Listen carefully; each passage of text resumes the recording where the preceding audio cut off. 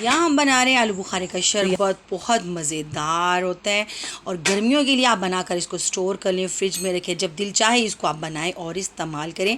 तो रहमानिर्रहीम, यहाँ हमने 1 किलो आलू बुखारा ले लिया, इस तरह मोटा मोटा और रेड कलर का है। हम इसका जूस बनाएंगे, इसको हम स्टोर कर लेंगे और जब मेहमान आए, जब भी कोई आए, हम इसको ईज़िली बना सकते हैं। तो आइए इस रेसिपी करते हैं हम स्टार्ट करेंगे। तो यहाँ जो 1 किलो मैंने आलू बुखारा लिया था, ये सारा हम इसके अंदर इस तरीके से डाल देंगे। आधा लीटर पानी लिया है, ये इसके अंदर चला जाएगा। तो जी यहाँ हम 1 किलो में आधा किलो चीनी डाल देंगे। यहाँ मैंने 1.5 कप डाला था, लेकिन मैंने आधा पाव चीनी बाद में डाल दी थी क्योंकि कम मीठा था, तो हम आधा किलो ही चीनी डालेंगे। और जी यहाँ मैंने काला नमक ले लिए। आप सफ़ेद नमक भी डाल सकते, काला नमक भी डाल सकते। ये मैंने 1 टीस्पून है, ये मैं इसके अंदर डाल दूँगी और इसको हम चूल्हे पर पकने के लिए रख देंगे। इसे मैंने चूल्हे पर पकने के लिए रख दिए और अब हम इसको बॉयल आने देंगे, तब तक हम इसको पकाते हैं। तो जी यहाँ इसको बोलते 5 मिनट हो गए और यहाँ देखिए इसके जो आलू बुखारे के छिलके हैं वो रिमूव होने शुरू हो गए हैं। बस तो यहाँ हम इसको 5 से 7 मिनट के लिए इसको पका लेंगे। तो इसका कलर देखिए कितना खूबसूरत आ गया है, इस तरह इसका रेड सा कलर आ जाएगा। जो हमारे आलू बुखारे अंदर से ये भी गल जाएंगे 5 से 7 मिनट के अंदर। और बस इतना ही इसको पकाना है हमने और चूल्हा बंद कर देंगे, इसको हम ठंडा करेंगे। जी यहाँ देखिए छिलके इसके बिल्कुल अलग हो गए और यहाँ देखिए इसका ये जो है ये अच्छे से गल गए। बस इस तरीके से हम करेंगे और इसके अंदर बड़ी मैंने एक परात ले लिया, उसके अंदर मैंने इसको डाल दिया है। बस जिसको इसको इस तरीके से मैश करेंगे और गुठलियाँ हम इसकी बाहर निकाल लेंगे। यहाँ देखिए मैंने सारी जो गुठलियाँ थी इसकी निकाल दी हैं। ये इसका पल्प है और यहाँ पे ये देखिए बना था, ये इसका जो पानी है ये अलग से कर लिया है। तो अब हम एक ग्राइंडर जग ले लेंगे जूसर का इस तरीके से, और पल्प और थोड़ा थोड़ा पानी डाल के मैं इसको अच्छे से ग्राइंड कर लूँगी इस तरीके से। ठीक है, थोड़ा इस तरीके से ये देखिए ये हम इस तरीके से डालेंगे और मैं सारा इसको इस तरीके से ब्लेंड कर लूँगी। तो जी यहाँ देखिए अच्छे से मैंने इसे ग्राइंड कर लिया। तो बड़ा स्मूथ सा ये हमारा जो शरबत है ये हमारा जो है ये ग्राइंड हो गया। अब इसको हम छानेंगे तरीके से ताकि जितने, ठीक है, पल्प हमारा नीचे चला जाएगा और जो इसके छिलके थे वो इसके ऊपर ही रह जाएंगे। यहाँ देखिए मैं आपको दिखाती हूँ, इससे हमेशा पल्प ही हमें चाहिए। देखिए ये छानेंगे इस तरीके से।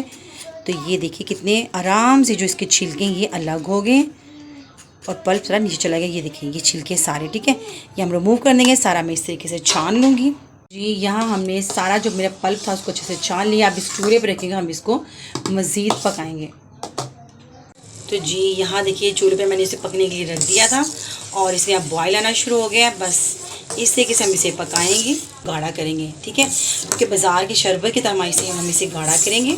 जैसे जामे शीरी वगैरह का शरबत नहीं मिलता, उसी तरीके से हम इसको गाढ़ा सा बना लेंगे। तो जी यहाँ हम इसको अच्छे से पका रहे हैं। तो बस यहाँ इस तरीके से हम हिलाएँगे और ये देखिए इसके जो ऊपर झाग है तो इसको हम इस तरह साइडों पर करेंगे। और ये जो झाग देखिए आप ये देख रहे हैं, इसको हम आराम से इस तरीके से अलग कर लेंगे। ठीक है, इस तरीके से हम इसको सारी झाग इस तरीके से उतार देंगे और हम इसको बिल्कुल नीट एंड क्लीन कर देंगे। जी यहाँ देखिए कितना खूबसूरत इसका कलर हो गया है, पककर काफ़ी ये गाढ़ा भी हो गया है। और इसके आहिस्ता आहिस्ता जो भी इस पर झाग आएगी हम आहिस्ता आहिस्ता इसको उतारते जाएंगे। ठीक है, अगर पकाएंगे, ठीक है, आग पे डिपेंड करता है, हल्की आंच पे। या तकरीबन मुझे 15 मिनट हो गए इसको पकाते हुए। ये 15 से 20 मिनट हम पकाएंगे। तो जी यहाँ देखिए हमारा शरबत है वो हो गया तैयार। और यहाँ देखिए इस तरीके से इतना, ठीक है, काफ़ी हद तक ये गाढ़ा हो गया। ठंडा होगा ये और गाढ़ा हो जाएगा। ठीक है, तो इसके हम इसी पोजीशन में हम इसको चूल्हा बंद कर देंगे और हम इसके अंदर आधा नींबू डाल देंगे। तो जी यहाँ मैंने आधा नींबू ले लिया, इसके बीज निकाल दिए और इसका जो है ये इसका जूस ये डाल देंगे। इससे ये होगा कि ये ख़राब नहीं होगा और बस हल्का ये जो गरम गरम है ये पक जाएगा, चाहे आप इसको 1 मिनट के लिए पका भी लें। यहाँ देखिए ठंडा हो रहा है। ये देखिए चूल्हा बंद होने के बाद ये काफ़ी हद तक ये गाढ़ा हो गया। बस ठंडा होगा तो ये बहुत ज़्यादा जैसे गाढ़ा हो जाएगा।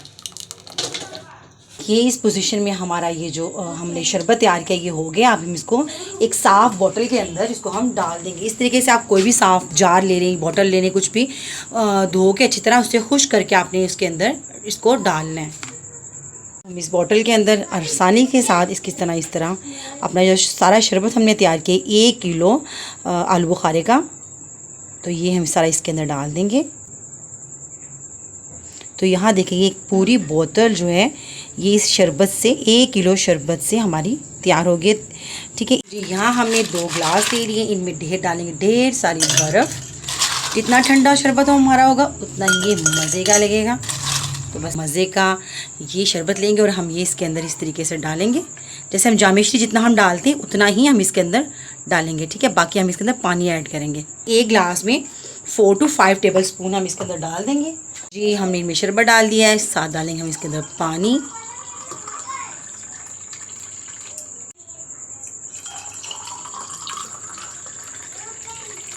तो जी यहाँ हमारा शरबत हो गया तैयार। चम्मच से हिलाएंगे और इसको हम फ्रिज के अंदर रखेंगे। फ्रीज़र में नहीं रखना, फ्रिज में रखें।